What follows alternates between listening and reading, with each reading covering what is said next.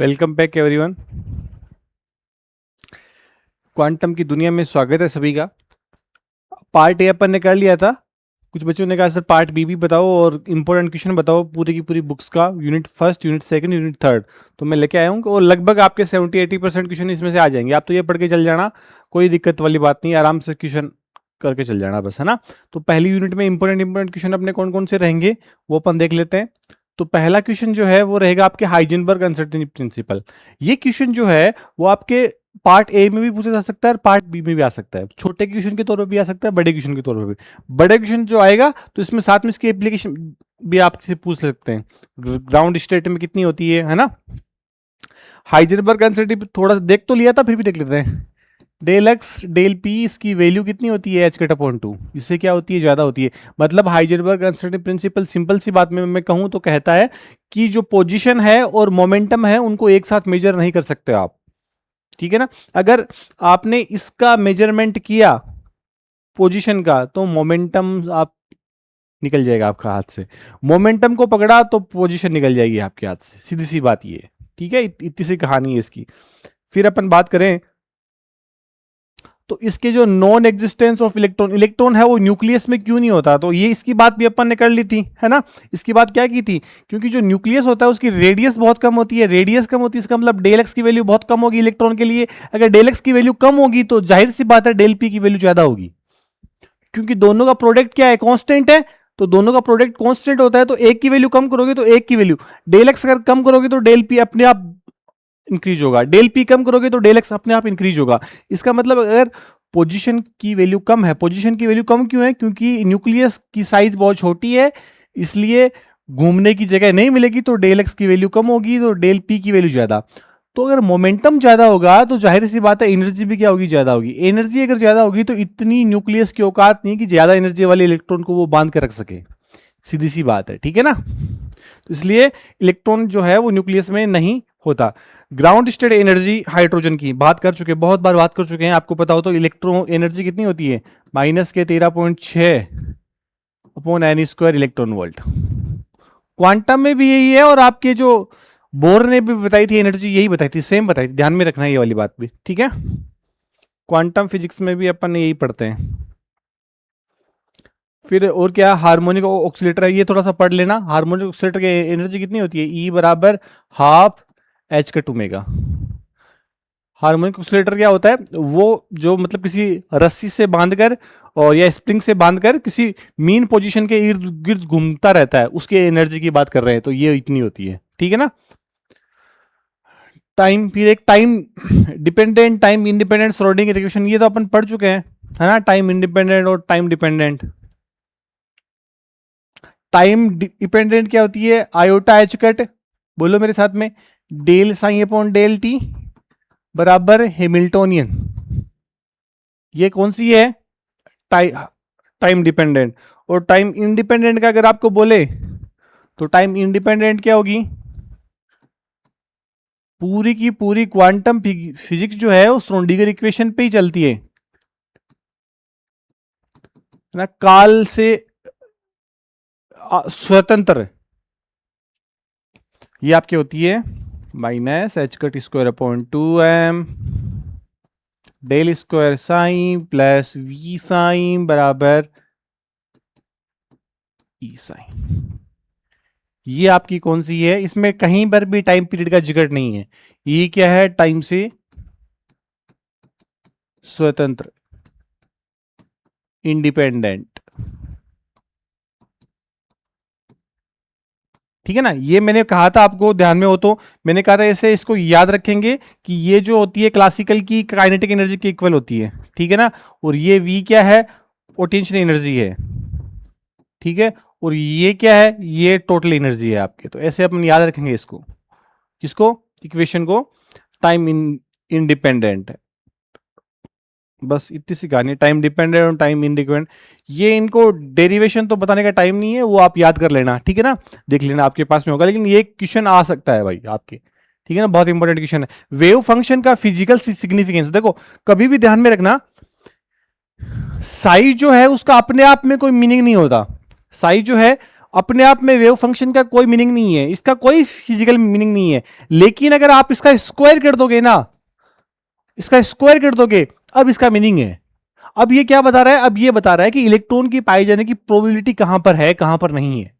जहां पर साई स्क्वायर की वैल्यू आ रही है वहां पर इलेक्ट्रॉन की पाए जाने की प्रोबेबिलिटी है, वहां इलेक्ट्रॉन पाए जा सकते हैं। और जहां पर साई स्कोर नहीं है, साई स्कोर 0 है, वहां पर इलेक्ट्रॉन डेंसिटी है वो 0 होगी। सीधी सी बात है। इसका मतलब साई का कोई फिजिकल मीनिंग नहीं है, लेकिन इसका स्क्वायर करोगे तो लिख के आपको यही आना है कि उसका स्क्वायर करने पर प्रोबेबिलिटी डेंसिटी हमें पता लगती है इलेक्ट्रॉन की, और इसका मीनिंग ये होता है फिजिकल मीनिंग।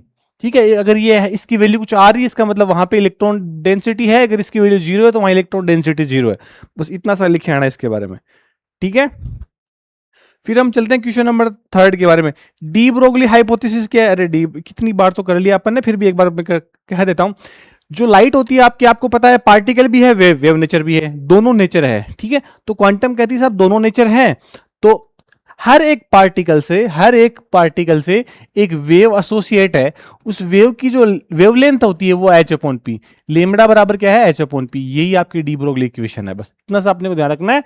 पी को कभी कभी एमवी भी लिखते हैं, ठीक है ना। तो ये आपकी क्या है? डी ब्रोगली हाइपोथेसिस है।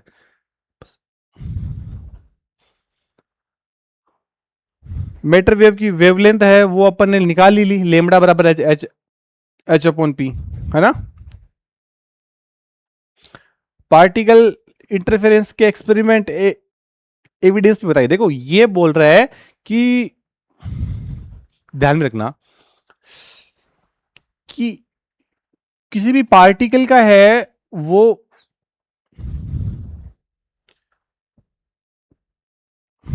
वेव नेचर का, डिफ्रैक्शन का एक्सपेरिमेंटल एविडेंस। तो एक्सपेरिमेंटल एविडेंस आप तो इलेक्ट्रॉन का ले लो, और इलेक्ट्रॉन में आपके कौन सा ले लो? डेविसन जर्मन प्रयोग। कौन सा?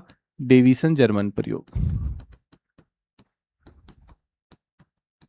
डेविसन जर्मन एक्सपेरिमेंट, है ना। इसके अंदर होता था ना, इलेक्ट्रॉन है कैथोड ट्यूब पर, अपन वो इलेक्ट्रॉन की बौछार करते थे तो अपने को एक डिफ्रैक्शन का पैटर्न मिलता था। तो वो डिफ्रैक्शन का पैटर्न इसलिए मिलता था क्योंकि जो आपका इलेक्ट्रॉन है वो किसका नेचर शो करता है? वेव का नेचर शो करता है। सीधी सी बात है।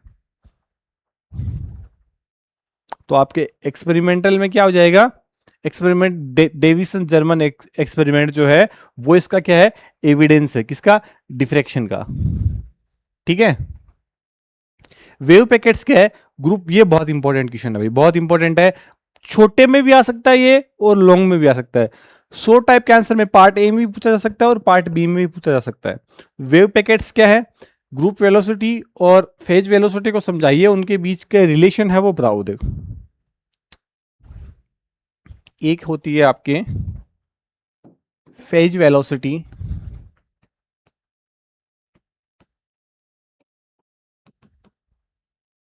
जिसको हम लिखते हैं वीपी से। ठीक है ना। फेज वेलोसिटी का मतलब है कि बहुत सारी जो वेव्स हैं, वेव का जो पैकेट्स है, वेव का गुच्छे हैं, उसमें से किसी एक वेव की अगर स्पीड आप देख रहे हो, किसी एक वेव के ऊपर बैठे हो और उसकी स्पीड मेजर कर रहे हो, तो वो आपकी कौन सी है? फेज वेलोसिटी है। लेकिन पूरा का पूरा वेव का जो पैकेट है, जो लिफाफा है, इन्वेलप है, वो जिसे समझा दूं आपको तो ऐसे कुछ, ये पूरा का पूरा बंडल जो है, पैकेट है, ये किस स्पीड से आगे मूव हो रहा है, ये आपके कौन सी कहलाती है? Group velocity. क्या कहलाती है? Group velocity. ठीक है ना। मतलब वेव का जो पैकेट है, जो लिफाफा है, एनवेलप है, वो किस स्पीड से आगे जा रहा है, उसकी क्या वेलोसिटी है? वो तो आपका क्या है? Group velocity. और जो एक पर्सनल, एक सिंगल, उस पैकेट में से किसी एक का आप एक वेव को निकाल के देख रहे हो और उसकी स्पीड को आप मेजर कर रहे हो, वो आपकी कहलाती है फेज वेलोसिटी। ठीक है। फेज वेलोसिटी क्या होती है? देखो, फेज वेलोसिटी होती है ओमेगा अपॉन के। क्या होती है? ओमेगा अपॉन के। याद रखेंगे अपन, है ना। ग्रुप वेलोसिटी क्या होती है? डी ओमेगा अपॉन डी के। सब बता रखा है मैंने। क्या होती है? डी ओमेगा अपॉन डी के। इनके बीच में रिलेशन होता है, एक तो वीजी इंटू वी बराबर सी स्क्वायर भी होता है। एक रिलेशन ये होता है इंपॉर्टेंट रिलेशन, वो क्या होता है कि वीजी जो है उसकी वैल्यू होती है VP minus lambda del VP upon del lambda.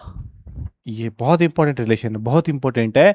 ये रिलेशन अपने को आना चाहिए, डेराइव करना भी आना चाहिए, याद भी होना चाहिए। इसके अंदर ये D VP upon d lambda है, ये क्या चीज है? ये चीज ये बता रहा है कि आपके वेवलेंथ चेंज होने पर जो वेवलेंथ है, कलर है, वेवलेंथ का मतलब कलर मानो आप, ठीक है। वेवलेंथ चेंज होने पर वेलोसिटी कैसे चेंज हो रही है, सीधी सी बात है ना। तो ये अपने को वो चीज है कि अगर वेवलेंथ चेंज होने पर फेज वेलोसिटी किस तरह से चेंज होती है, वो डिफाइन करता है del VP upon del lambda, ठीक है ना। अपन इसमें दो मीडियम की बात करते हैं, आपको ध्यान में हो तो कौन कौन सा? एक तो अपन ने बात की थी नॉन डिस्पर्जन मीडियम, एक दूसरा dispersion medium. Non dispersion medium में क्या होगा? नॉन डिस्पर्जन मीडियम में है जो लेमड़ा है वो चेंज नहीं होगा। तो यहां पर डेल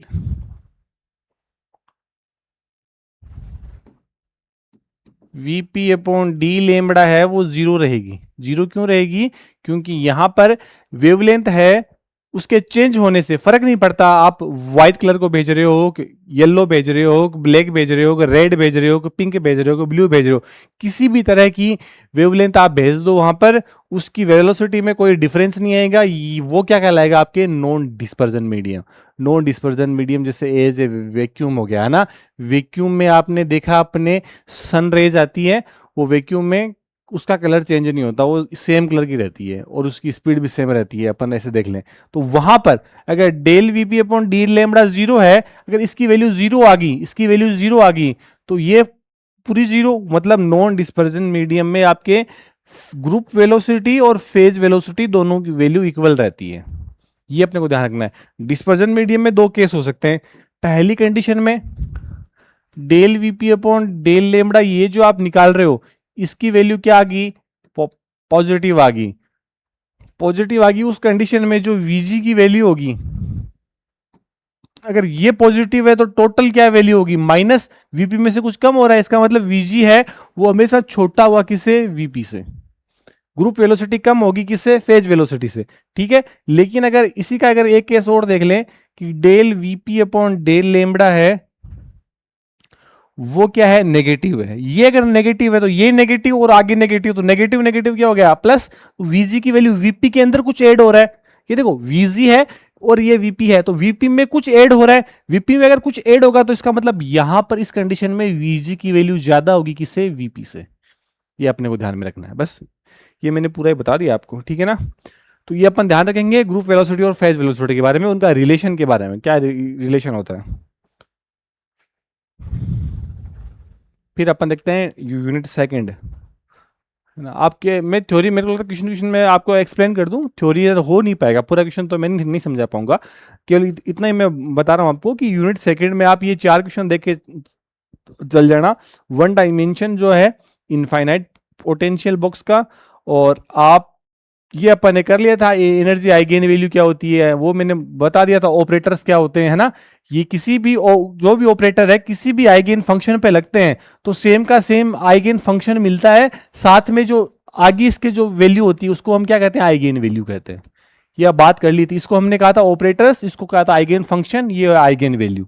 ये बात कर चुके हैं अपन, ठीक है ना। तो इससे आपकी ये चीज क्लियर हो रही है यहां से। नॉर्मलाइज क्या होता है? नॉर्मलाइज का मतलब उनका जो माइनस इन्फिनिटी से लेके प्लस इन्फिनिटी में एक इंटीग्रेशन करेंगे अपन साई स्टार साई का, तो वो कितनी आएगी? 1 आएगी। ऑर्थो नॉर्मलिटी में क्या होता है? उसके अंदर अपन ने कहा था कि उसमें वैल्यू इंटीग्रेशन करेंगे तो उसमें क्या आएगी? 0 आएगी। ये बात अपन ने कर ली, मेरे को लगता है, जहां तक कल की थी पहले पार्ट में। और फिर भी आप देख लेना, मैं क्वेश्चन बता रहा हूं कि आपको क्या क्या क्वेश्चन पढ़ने हैं अभी। क्वांटम मैकेनिक्स में ऑपरेटर्स की अपन ने बात कर ली, अभी आइगेन वैल्यू की बात मैंने कर लिया, आइगेन फंक्शन मैंने कर लिया, हर्मिशियन ऑपरेटर्स, लीनियर ऑपरेटर्स। ये लीनियर ऑपरेटर्स का मतलब ऐसा ही है, सेम कोई कोई ऑपरेटर्स है ना, दो तीन फंक्शन है, C1 φ1 प्लस C2 φ2, है ना, इसके ऊपर लग गया तो क्या हो जाएगा इस हिसाब से, है ना। एक लीनियर इक्वेशन फॉर्म होगी और उस फॉर्म में ये आइगेन फंक्शन चेंज नहीं होगा, केवल और केवल वैल्यू चेंज होगी उसकी। ऑपरेटर्स की विशेषता बताओ, ये अपने को थोड़ा ध्यान रखना। एक पोटेंशियल स्टेप है और रेक्टेंगल पोटेंशियल बैरियर है। आपको ध्यान में हो तो अपन ने कंडीशन पढ़ रखी है पोटेंशियल की, है ना, पोटेंशियल बैरियर के अंदर ये वाला, है ना, कि जो एनर्जी है एक कंडीशन के अंदर जीरो है वी नोट से, एक कंडीशन में ई की वैल्यू कम है वी नोट से, तो क्या क्या होता है, रिफ्लेक्शन फैक्टर क्या आता है, ट्रांसमिशन फैक्टर क्या आता है, वो अपन ने देख चुके हैं। और ये एक पोटेंशियल वोल ऐसे ना हो के रेक्टेंगल की जैसे हो, ऐसे हो तो क्या होता है उस कंडीशन में, उस टाइम पे इसकी आपको मोटाई थिकनेस है वो पता होनी चाहिए बस, ठीक है ना, ये अपन देख चुके हैं। क्वांटम टनल क्या होती है? क्वांटम टनल देखो क्या होती है, क्वांटम टनल का मतलब होता है जैसे क्लासिकल मैकेनिक्स में क्या होता है, क्लासिकल मैकेनिक्स में ऐसा होता है जनाब कि कोई भी पार्टिकल है, वो पार्टिकल अगर वो उस पार्टिकल की एनर्जी उतनी नहीं है कि वो उसको पार कर जाए तो वो वहीं रहेगा। जैसे मान लो किसी आदमी को दीवार पे चढ़ने के लिए 10 कैलोरी एनर्जी की रिक्वायरमेंट है, ठीक है, 10 जूल मान लो, 10 जूल एनर्जी उसको चाहिए, ठीक है, 10 जूल चाहिए उसको, लेकिन उस आदमी के पास में अगर 8 जूल की एनर्जी है तो वो कभी दीवार पे नहीं पहुंच पाएगा, उसको पार नहीं कर पाएगा। दीवार को पार करने के लिए एनर्जी कितनी चाहिए, 10 जूल, और आदमी के पास में है कितनी एनर्जी, 8 जूल ही। तो क्लासिकल मैकेनिक्स ये कहेगी कि कभी भी वो उस दीवार को पार नहीं कर पाएगा। लेकिन क्वांटम की कहानी अलग है। क्वांटम क्या कहती है, क्वांटम ये कहती है कि अगर उसके पास में 8 जूल है तो उसका कुछ पार्ट है वो दीवार को ट्रांसमिट करके पार करके चला जाएगा। वो समझ रहे हो, ये क्वांटम में और इसमें फर्क है। और एक छेद के माध्यम से, एक टनल के माध्यम से जाएगा, और वो ही क्या कहती है, क्वांटम टनल। वो कॉन्सेप्ट क्या कहलाता है आपका, क्वांटम टनल, सीधी सी बात है, ठीक है। फिर मैं बताता हूं क्वेश्चन नंबर 4 देखो साहब, क्वांटम मैकेनिक्स में फंडामेंटल पोस्टुलेट्स ये आपने पढ़ रखे होंगे, कम्युनिकेटिव रिलेशंस, एक्सपेक्टेशन वैल्यू, इनका इंपॉर्टेंस वगैरह ये थोड़ा सा देख लेना इन क्वेश्चन में। यूनिट 3 करते हैं अपन। 3 में देखो हाइड्रोजन एटम के लिए श्रोडिंगर इक्वेशन, मैंने कहा था ना क्वांटम की दुनिया पूरी की पूरी, देखो क्लासिकल फिजिक्स है वो न्यूटन्स के इर्द गिर्द घूमती रहती है, और क्वांटम जो मैकेनिक्स है वो पूरी की पूरी आपके श्रोडिंगर इक्वेशन के इर्द गिर्द घूमती रहती है।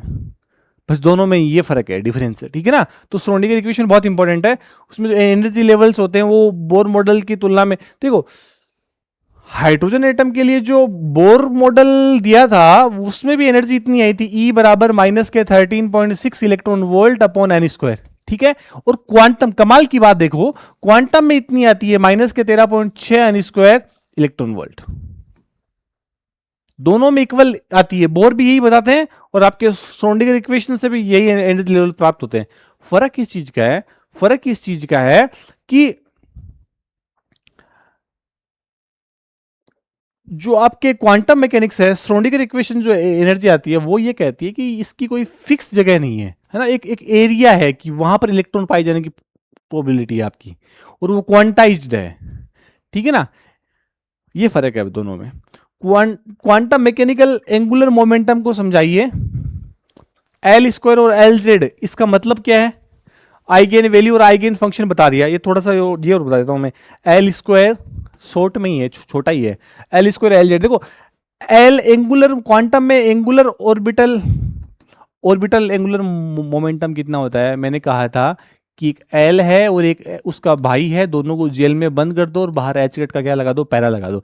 ये बात कर रही थी, ये तो इसका एल है। इसको अगर एल स्क्वायर लिखोगे तो एल स्क्वायर क्या हो जाएगा, L into L plus 1 into H cut square, ये आपका एल स्क्वायर हो गया। इसका मतलब ये जो बता रहा है, ये क्या बता रहा है, ये टोटल ऑर्बिटल एंगुलर मोमेंटम बता रहा है। क्या बता रहा है, टोटल ऑर्बिटल एंगुलर मोमेंटम, ठीक है। लेकिन आप एल स्क्वायर का तो पता लग गया अपने को, लेकिन ये साथ में कह रहा है कि एल जेड क्या है जनाब, एल जेड क्या है, तो ये टोटल एंगुलर मोमेंटम है इसका, ये 3 डायरेक्शन में, एक एक्स एक्स में, एक वाई एक्स में, एक जेड एक्स में, ठीक है। इन तीनों में से जेड डायरेक्शन में कितना है, कितना झुका हुआ है वो, ये चीज बता रहा है। और वो कितना है, M H cut.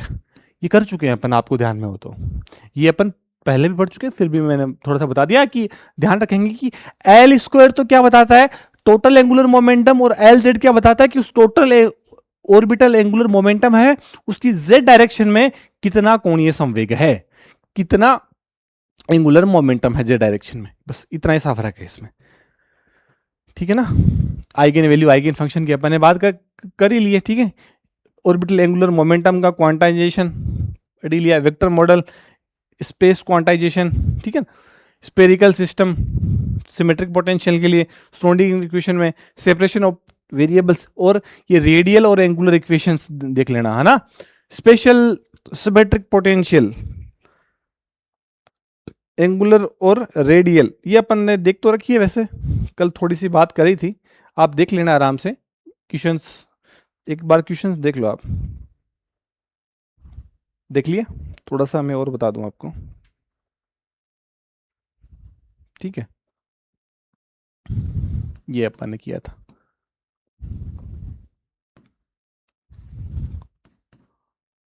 Y L M theta और फाई,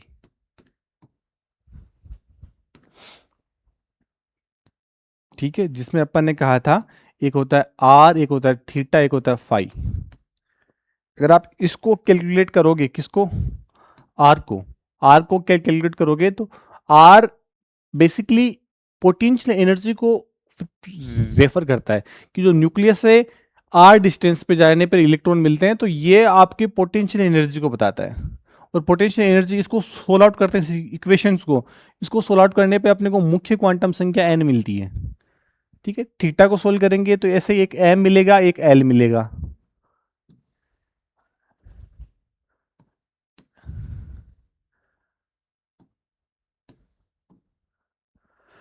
जो तीनों क्वांटम संख्याएं होती है उनकी वैल्यू अपने को मिलती है इसके अंदर, ये अपने को ध्यान रखना है, ठीक है ना। तो ये आपके क्वेश्चन हो गए, तीनों यूनिट में से मैंने चार चार क्वेश्चन बताए, ये आप पढ़ के चल जाना। और जहां तक मेरे को लगता है, देखो ये तो यूनिट थर्ड है और ये यूनिट सेकंड है, ठीक है।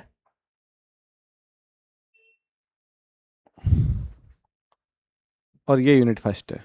मोटा मोटी मैंने बेसिक बेसिक आइडिया दे दिया आपको, लिख के आ सकते हो आप, ऐसा नहीं कि आपका पेन भी नहीं चले कल, ऐसा नहीं होना चाहिए, ठीक है। Okay, thank you.